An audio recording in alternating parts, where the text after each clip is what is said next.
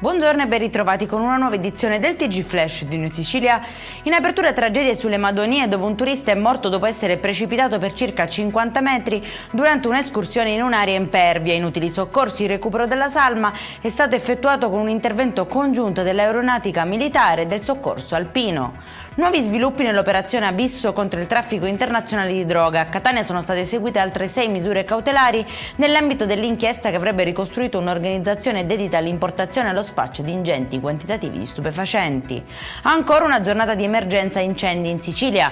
Oltre 100 persone sono state evacuate nell'Agrigentino, mentre roghi e blackout hanno interessato anche diverse zone del Palermitano. Sul territorio sono intervenuti vigili del fuoco, forestale e protezione civile. Svolta nell'inchiesta sulla strage di Casteldaccia, costata la vita a 5 operai. La procura ha aperto al patteggiamento per il titolare della ditta coinvolta, chiedendo una pena di 4 anni di reclusione.